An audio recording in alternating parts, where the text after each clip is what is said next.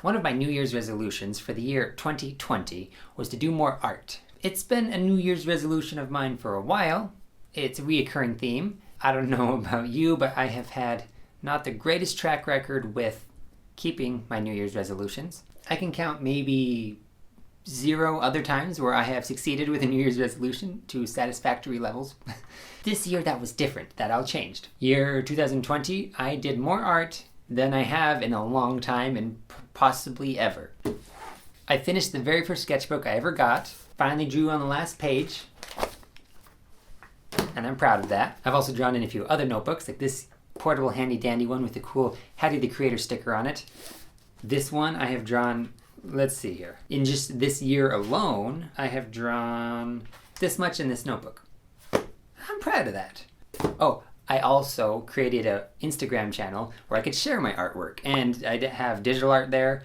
And I have done so much art that you can now call me Artie. No, just call me Ford. Just call me Ford. And want to know how I did it? Wait for it. No, actually, I can't narrow it down to one single key to success. However, let me tell you what I did do. The beginning of the year was kind of slow. Didn't do a lot of art. And as things happened and I was spending more time at home, I found a little community online, a little artist community. It was called We the Creators, a Discord server, started by another artist and YouTuber, Haddy the Creator. And there were a lot of artists there, and I found support and motivation and inspiration through those other people. The synergy that comes from having others to help you. Yeah, I mean, you can put a lot of stake in yourself, but you can only go so far alone. I'm going to try and draw a little homage, a little tribute in Haddy the Creator's style. See what I can learn from him, riff off, copy a little bit, but all in good fun so that I can learn and be a better artist, because I want to step out of the box more. So.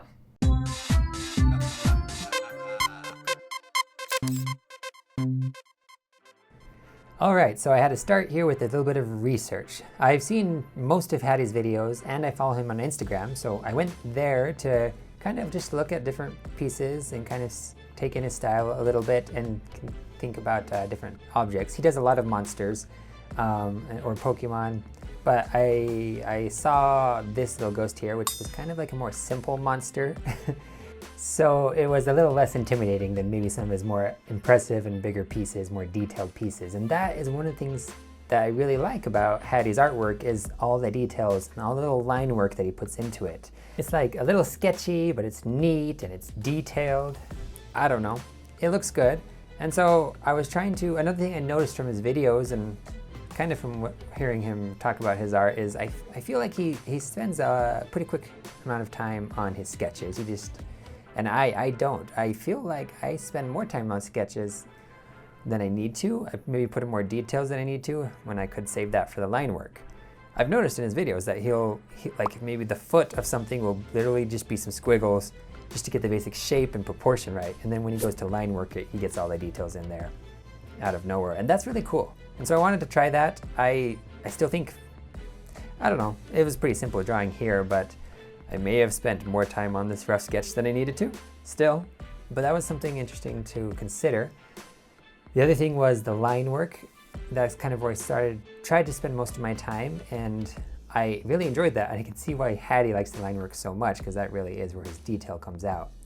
And like I tried to, focus on that line variation, like here on the eye, where the width tapers, gets thinner on the edges, and just kind of that crisp aesthetic that really adds to it. And so I don't know, it was really fun. I think because I was able to copy something, because I wasn't coming up with a concept or a character, I was less worried about what the end result would look like, because I knew what it was going to look like. I was copying it straight across. And so I could focus more on the process instead of the result, which I always get caught up in. I do, like, what's the result? What is this going to look like? And I sometimes forget to enjoy the process when I do that. And so this exercise was great because it was just all about the process, right? How does he do his lines? How does he do his shape, his form, his coloring, his shading? All about the process. So this was really a cool exercise. And the cross hatching, this was cool, a fun new thing to do, because I've done cross-hatching before, but I feel like I haven't done it this way in a long time, if at all. Maybe I even forgot what cross-hatching is, because I'll do like lines, maybe I'll do them crisscrossed on top of each other, but I noticed that he does them crisscross next to each other. And so it's just a different look. I don't know if that makes sense, but it was something I hadn't really done before, and I liked it. It's really is part of his aesthetic, I think. So I think it turned out pretty good. Now, here is the line work, and I just brushed in a little bit of color at the end, you know, kind of just to match his style. And I gotta admit, this is not, so I did 2 drawings. This was actually the second drawing I did. The first drawing I did was me trying to copy his style, but not copy his monster. And I'm gonna show you how that went. I think it worked pretty good, but both of these exercises were useful to copy straight over and to copy but build and create with my own inspiration as well. So yeah, how do you like the ghost?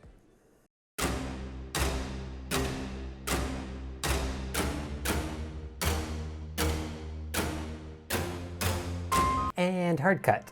Okay, I hope you liked the ghost. It was fun, but we're not done yet. Here is my next drawing, which was actually my first drawing. And so you'll notice here that I spend a little bit more time on the sketch, which is fine when you're trying to, like, you know, like I'm now figure out the proportions. And the feet aren't perfect, but I consider them good enough. In fact, I noticed that a lot of times Haddy will draw just kind of like squarish feet, at least when they're wearing shoes. I didn't see a lot of creatures with toes, except for monsters that had, you know, whatever amount of toes. And so I don't know if he usually draws 4 toes. If he does, you know, I know his hands usually have 4 fingers. Anyway, I digress. But then once I got into the line art and got settled, I had fun, you know, solidifying this shape and these eyes and this nose, the eyebrows. These were some of the defining characteristics of Haddy's style that really helped bring it into the, you know, the look that I was going for. But anyway, as you can see here, I decided to draw Bigfoot. I noticed mostly what Haddy tends to draw are monsters or creatures or, you know, whatever cool beast he can beastify or create. And I don't have a lot of practice designing a beast out of thin air or making one up. So I wanted to do something that was already mostly designed and one that I was familiar with and liked. And you know what? You know, there's a lot of different beasts, but I really like Bigfoot, mostly because of the Goofy movie. I don't know if you've seen that, but I love the Goofy movie, and the Bigfoot in that movie is so fun and clever, and he's a good character. I really like that, and that's probably the reason I liked Bigfoot so much, because of the Goofy movie. So anyway, that's why I chose to do Bigfoot. Plus it was a beast, so you know, it just seemed to be something that Haddy might draw and that I could play around with and experiment with. So it was difficult because most of his body is covered in hair, and I didn't have a lot of references of Haddy's drawings of creatures that were mostly hair. He had recently drawn Chewbacca from Star Wars, but that was not a full body picture, so you know, I had to make some assumptions here and there. And it was harder to get a lot of his cool details in because it's, again, mostly just hair. So I tried to do that on the face and then the teeth a little bit, have some hatching, but I still hadn't done the ghost yet, so I didn't lean into the hatching as much as I could have done. I don't know, hopefully the texture and the style still resembles what I was going for. Yeah, I had a lot of fun with it, and yeah. Oh yeah, you know, little veins. I noticed he does little veins a lot, so I threw those in at the feet. Then shaded it. I don't know why I was using this off black color. It's like a dark gray. That was a complete accident, so I go and fix that later. I wanted to be using black, but for some reason that didn't happen. Drawing the hand was tricky, but I think I got it down. It was helpful to have one attempt kind of in the background for me to see how it actually was the wrong perspective, and then go on top of that and kind of figure out the right perspective. So, you know, the redundancy the sketch helped me make his hand look better in the end. Yeah, I think it turns out a little better this way. Anyway, so this is my other project, drawing Bigfoot in Haddy the Creator style. I hope you like it.